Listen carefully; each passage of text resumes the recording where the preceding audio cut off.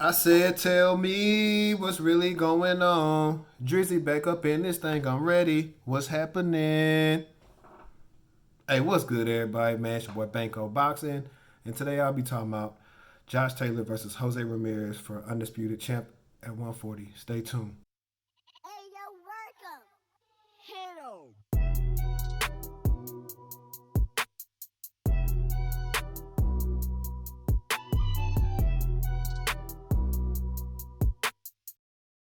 Hey, what's good, everybody? It's your boy Banco Boxing. It's Throwback Thursday. But quick, hey, it's your first time on the channel.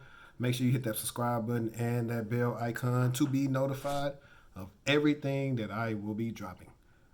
Now, having said all that, Josh Taylor posted a picture the other day basically saying this has to happen with him and Jose Ramirez.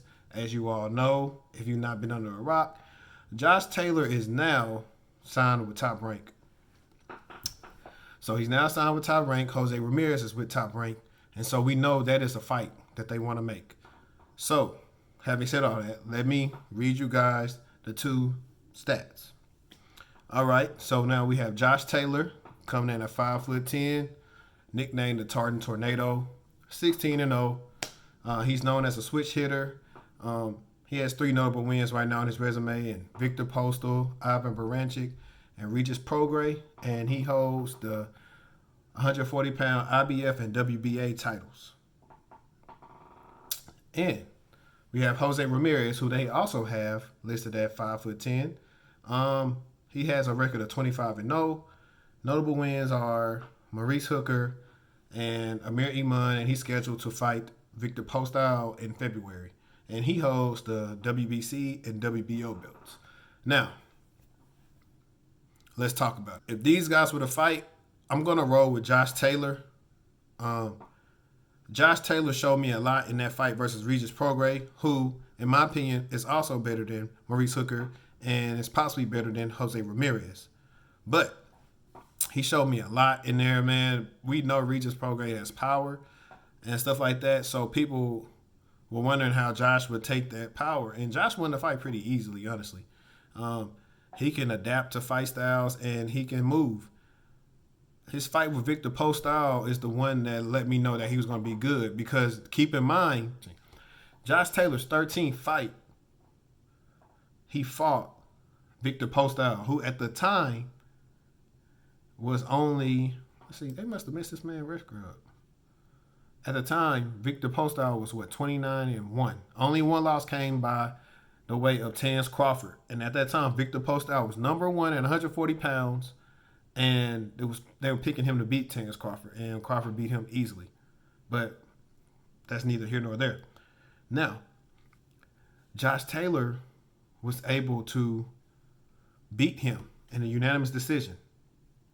He had to gut that win out, because Postal can fight, man. Think about it. Postal is the one that freaking, I want to say, damaged Lucas Matisse's retina. And so, in your 13th fight, beating somebody like that, that's not an easy fight. That showed me all I needed to know about Josh Taylor, and that they actually believed in him. Because mostly you see fighters like a Josh Taylor, that's a prospect like that, and they move him around really slow. Nah, Josh Taylor wants to smoke. So I picked that, and freaking him beating Ivan Baranchik. Man, Baranchik is like the Sean Porter of 140 pounds. If you ain't seen him fight, I'll try to find a link of one of his fights and I'll drop it in there. But if you hadn't seen Baranchik fight, man, Baranchik can go all night. He like he was on that Space Jam juice. And I don't know if y'all ever seen Space Jam, but the Toon Squad had the special juice at halftime, and them boys really went off against the Monstars. That's what it looked like Baranchik was on, man. And Josh Taylor, good at that, went out, knocked him down, I think a couple of times. And of course, if I go to Regis, that was a tough fight, man. That's really one of the fight of year candidates, man. I actually need to rewatch that fight just to look at it and see things that Regis and Josh can improve on. I do know, I can't remember if Regis is a southpaw or not. I could double check, because I think, let me see. Let's go to what they have him listed as. So yeah, so Josh Taylor is a southpaw, but he can switch hit. And let's see what Regis is. Regis is a southpaw as well, but I can't remember if Josh was fighting out of right hand orthodox stance most of the night because of that's how the headbutts occurred. But yeah, that tough fight, doing that, man, that was way more competitive than the Maurice Hooker and Jose Ramirez fight. Now, let me just go to Jose Ramirez real quick. His fight versus Victor Post, I'll be telling. If he gets him out of there early, that could change the whole landscape of me saying, hey, this is a 50-50 fight. But I don't really count. I only count Amir Ahman off of name recognition, but he never was that good at 140 to me. This dude got knocked out by Adrian Granados. Basically a tough journeyman. That's all he is. So I'm gonna go off of Maurice Hooker. Maurice Hooker is close to 6 foot at 140 pounds. He can crack, but he just wasn't really that good to me at 140 pounds. Jose Ramirez pretty much got him out there pretty easily, knocked him down early, and then stopped him. And I think it was the sixth round, fifth, seventh round, one of them rounds, man. I got the video somewhere on my channel. I'm gonna probably put it right here so y'all can actually watch that video when I talked about that fight. But having said all that, if I actually would go off of stuff, now I'm actually tell you that Jose Ramirez is always in supreme shape. He's trained by Robert Garcia, who we know can make champions out of anybody. And he looks like Mikey Garcia in there, 140 pounds. So what I can say is the tipping scale is going to be that Jose Ramirez has the better trainer. Just like when I pointed out with Virgil Ortiz fighting Jaron Ennis, the better trainer is Robert Garcia. That's veteran experience in there with him. And they can make adjustments on the fly with whatever they're going to do with if they have to fight Josh Taylor. So that could be an issue because they're going to try to get him to fight discipline and basically have him fight a little like Mikey.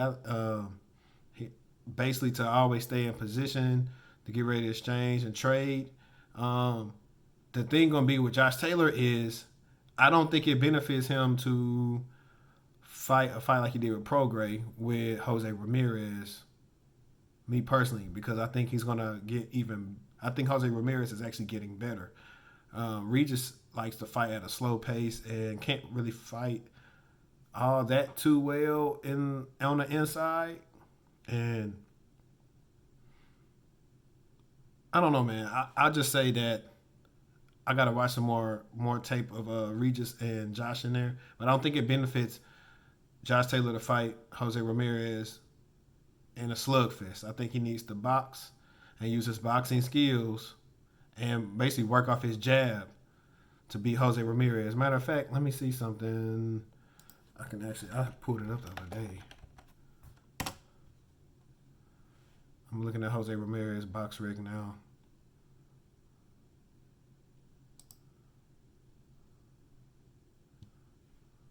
Let's see. He's orthodox. Okay, yeah, so he's orthodox. So yeah, it's going to benefit him to work off his jab and establish his range and basically try to hit and not get hit. So if he can handle somebody that come at you all night like Ivan Baranchyk, no, Ivan Barancyk's not as good as Jose Ramirez, but I'm saying styles do make fights. I don't think you'll have any problem worrying about Jose Ramirez. He doesn't fight like that, but he's always in really good shape. So he is not nothing he can really do to try to take him into deep waters because he's been 12 with the Postile and the Prograis, and I believe also with Baranchyk. So he's been 12 rounds a couple of times. Josh Taylor, to me, is just the real deal. Both of these guys are big 140-pounders, but at the end of the day, it's boxing. Anything can happen. Anything can happen. But I'm actually going to get more hip to Jose Ramirez. Like I said, this Victor Postile fight will show me way more than the Maurice Hooker fight showed me, in my opinion. I could be wrong. It's probably people that think Maurice Hooker is better than what I think he is. But at this present moment right now, I'm going to pick Josh Taylor because I still think Josh Taylor is getting better.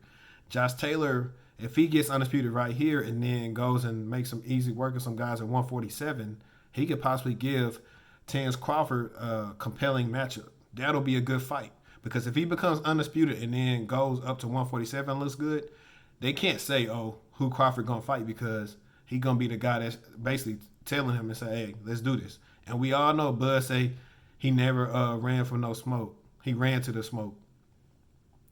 But hey, guys, that's been my assessment on this, man. Like I said, I'm picking Josh Taylor to win right now off of his notable victories. I think he's better than Jose Ramirez at this present point right now. Maybe after February, I'll come back and say I need to adjust this. But hey, I appreciate you for coming on the channel. Make sure you hit that subscribe button, hate, comment, like, dislike, share it on your social media, man. It's Banco Boxing. I'm out.